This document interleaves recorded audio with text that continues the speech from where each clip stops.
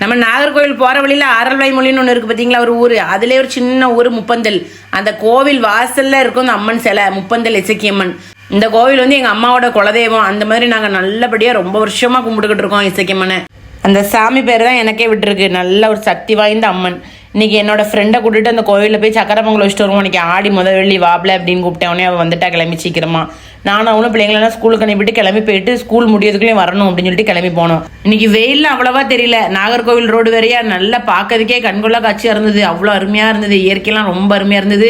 வானமும் மேகமூட்டத்தோட இருந்துச்சா, அதனால ரொம்ப சூப்பராக இருந்தது. பஸ்ஸில் போகும்போது இந்த இதுக்கே தெரியல, நல்ல சில்லுனே போனோம். இந்த காத்தாடிலாம் சுற்றுறதை பார்த்தா அவ்வளோ சந்தோஷமா இருக்கும். அது வீடியோ எடுக்கவா அதை ரசிக்கவான்னு தெரியல, அந்த அளவுக்கு சந்தோஷமா இருந்துச்சு. சின்ன வயசுலேயே இந்த ரோட்டில் போகும்போது அம்மா எவ்வளோ பெரிய ஃபேன் வச்சிருக்காங்க அப்படின்னு சொல்லி ரசிச்சுட்டே போகும்போதுக்கோங்க.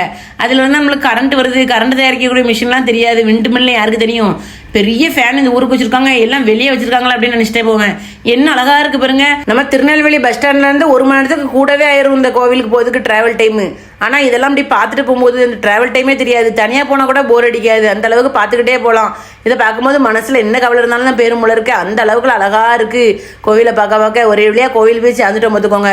ரொம்ப சந்தோஷமா இருந்துச்சு. சாமியை பார்த்த உடனே அவ்வளோ ஒரு சந்தோஷம். போன உடனே இவளுக்கு ஒரு ஐஸ்கிரீம் வாங்கி கொடுத்து அமைதியாக்கி வச்சுட்டு அப்புறம் நம்ம ஓலை வித்தாங்க. அந்த பொங்கலோட இடத்துக்கிட்டே வைக்கிறாங்க. முன்னாடி ஒரு 20 ரூபா 50 ரூபா தான் இருந்துச்சு. இப்போ 100 ரூபா ஆயிட்டு. வேறு என்ன பண்ணேன், நம்ம அங்கேருந்து பொங்கல் வைக்கிறதுக்கு பானை ஓலையெல்லாம் தூக்கிட்டு போனோம்னா ஆட்டோ பிடிச்சி இல்லைன்னா கார் பிடிச்சிலாம் போகணும். அதுக்கு எவ்வளோ ரூபா ஆகும்? 100 ரூபாய் பற்ற முடியாதுன்னு சொல்லிட்டு 100 ரூபாய்க்கு ஓலையை வாங்கிட்டு அப்படியே அம்மன் எங்கே இருக்காங்க அதுக்கு நேராக தான் போய் பார்ப்பேன் அப்படின்னு சொல்லிட்டு அந்த இடத்த பார்த்து தேடி கண்டுபிடிச்சி அடுப்பை கண்டுபிடிச்சி உட்காந்துட்டேன். பிறகு எல்லா கூட்டமும் இங்கே வந்துட்டு சாமியும் தெரியல, எந்திரிச்சு நின்னா தான் தெரியும். அந்த மாதிரி ஆயிட்டு. சரி, அதுக்கு நேராக அம்மனுக்கு நேராக பொங்கல் வைக்கிறதுல அவ்வளோ ஒரு சந்தோஷம். அதுக்கு நேராக ஒரு அடுப்பை கண்டுபிடிச்சி எடுத்து வச்சிட்டோம்லா. பக்கத்துலேயே இந்த இன்னொரு கோவில் இருக்குல்ல, இன்னொரு இசக்கியம்மன் கோவில் இருக்குது. அது பக்கத்தில் கொஞ்சம் ஒரு ஆஃபீஸ் இருக்குது. அதில் தான் போய் தண்ணி பிடிச்சிட்டு வரணும். அங்கே போய் தண்ணி பிடிச்சிட்டு வந்து நம்ம பொங்கல் விடுறது வேலையை பார்ப்போம். ஏன்னா மத்தியான நேரம் கரெக்டாக போயிருக்கோம். 12:45 1 மணி ஆயிட்டு. அங்கே வந்து மத்தியானம் பூஜை நடக்கிறதுக்காண்டி அலங்காரம் பண்ணிக்கிட்டு இருக்காங்க. சாமிக்கு திரையை போட்டுட்டு எனக்கு அதுவே சந்தோஷமா இருந்துச்சு. கரெக்டாக நம்ம பொங்கல் வைக்கிறோம், அம்மனுக்கு வந்து அங்கே பூஜை நடக்கும் அப்படின்னு சொல்லி அந்த சந்தோஷத்துல இருந்தேன். அரிசி, வெல்லம், முந்திரி பருப்பு, இந்த நெய் எல்லாமே நம்ம ஊர்லேயே வாங்கிட்டு போயிட்டேன். ஏன்னா அங்கே கடைகள்லாம் கிடையாது, அவ்வளவா கிடையாது. ஒரு சின்ன டீ கடை அந்த மாதிரி தான் இருக்கு பார்த்துக்கோங்க. அதனால அங்கே போய் எதுவுமே இந்த பலசர ஜாமான்லாம் வாங்க முடியாது. வேற எங்கே இருக்கணும் தெரியாது, கடைகளை தேடி அலைய முடியாதுன்னு சொல்லிட்டு நம்ம ஊர்லேயே வாங்கிட்டு போயிருவேன். தூக்கிட்டு போதுக்கு மாச்சப்பட்டு போய் அங்கே போய் நின்றுட்டு திருன்னு முழிக்கிறத விட இங்கே எல்லாம் வாங்கிட்டு போயிருவோம்னு சொல்லிட்டு பையில எல்லாம் வாங்கிட்டு வந்துடுவேன். நான் தேங்காய் பழம்லாம் இங்கே வாங்க மாட்டேன். அரிசி, வெல்லம், இந்த மாதிரி முக்கியமான பொருள் பொங்கல் வைக்கிறதுக்கு மட்டும், சக்கரை பொங்கல் வைக்கிறதுக்கு மட்டும் என்னெல்லாம் வேணுமோ அதெல்லாம் வாங்கிட்டு பார்த்துக்கோங்க. இந்த வாட்டி ஒரு புது அரிசியாக வாங்கிட்டு வந்துட்டேன். அதுக்கப்புறம் தான் தெரியும் அது வேக வேக வேக நிறைய சாதம் வந்துச்சு. கிண்டவே முடியல, அந்த அளவுக்கு ஆகிப்போச்சு. எப்போவுமே தை மாதம் கடைசி செவ்வாய் அந்த கோயிலில் கொடை நடக்கும். யார் எங்கே இருந்தாலும் சரி, தை கடைசி செவ்வாய் கண்டிப்பாக இசக்கியம்மன் கோயிலில் கோவில் கூட நடக்கும். அந்த டைமுக்கு எல்லா கூட்டமும் அங்கே வரும் பார்த்துக்கோங்க. அந்த நாளில் தான் நான் வந்து பொங்கல் வைப்பேன். எப்போவுமே போன வருஷமும் வைக்கல, அதுக்கு முந்தின வருஷமும் வைக்கல, மறந்தே போனேன். கடைசி செவ்வாயா அன்னைக்கு அப்படி சொல்லிட்டு மறுநாள் இப்படி கேட்குற மாதிரி ஆயிட்டு. எனக்கு என்னமோ ரொம்ப மறதி ஆயிட்டுன்னு சொல்லிட்டு நானும் இந்த வருஷம் வந்துடுறது தை மாசத்துலேருந்து பிளான் பண்ணி கடைசியில் ஆடி மாதம் நீ வந்தா போதுன்னு நீ ஆக்கிட்டான்னு நினைக்கேன். அதனால பொறுமையாக வந்தேன். நான் என்ன பண்ணுவேன், எனக்கு வந்து அந்த டைமு சிச்சுவேஷனு கரெக்டாக எல்லாத்தையும் அமைச்சு கொடுக்குறது அவ பொறுப்பு தானே அப்படின்னு சொல்லிட்டு அவன் மேலே எல்லாத்தையும் ப்ளேம் பண்ணிடும்ல. நம்ம வந்து என்றைக்குமே தப்பு சொல்லக்கூடாது நம்ம மேலே அப்படின்னு சொல்லிட்டு இன்னைக்கு எப்படியோ ஒரு வழியாக எனக்கு எல்லாத்தையும் கொடுத்து நல்லபடியாக அனுப்பி விட்டுட்டே தாய் அப்படின்னு சொல்லிட்டு பொங்கல் வைக்க ஆரம்பிச்சிட்டேன். வைக்க ஆரம்பிச்சது எனக்கு மனசு நிம்மதியாக இருந்துச்சு பார்த்துக்கோங்க.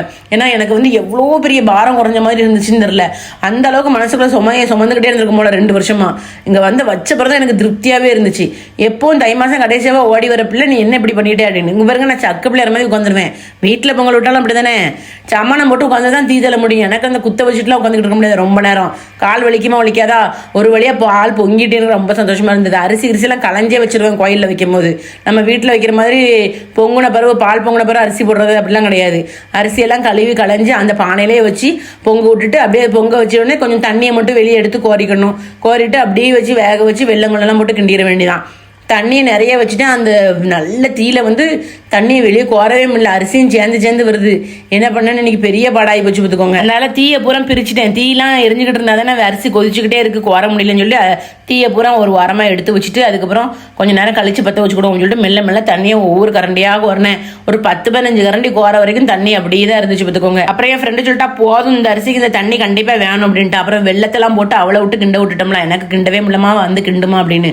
ஆடி கொட்டை கிண்டு சாதம் வேற நிறைய இருக்கு, வெள்ளம் வேற கீழே வரைக்கும் போய் கரையணும்னு சொல்லிட்டு அவளை நல்லா கிண்ட விட்டேன். அப்புறம் நெய்யை ஊற்றப்பறம் முந்திரி பருப்பு போகிறப்பறம் சொல்லிட்டா, இந்த கரண்டியை தீயில வச்சு அதில் நல்லா நெய்யை ஊற்றி அந்த நெய் சூடானப்புறம் முந்திரி பருப்பை போடு அப்படின்ட்டா. பாதி உள்ளவையும் பாதி வெளியும் போட்டு அதை ரொம்ப நேரம் தீயிலே வச்சுக்கிட்டு இருந்தேன். கை வேற சுடுது. அப்புறம் டவலை வச்சு வச்சுக்கிட்டே இருந்தேன். அதில் நல்லா பொரிஞ்ச பிறகு அதை போட அப்போ நல்ல வாசனையாக இருக்கும்ட்டா. இந்த இருக்காரில் இந்த தாத்தா வந்து ஏன்னு கத்துவார். அவளுக்கு சவுண்டை கேளுங்களேன்.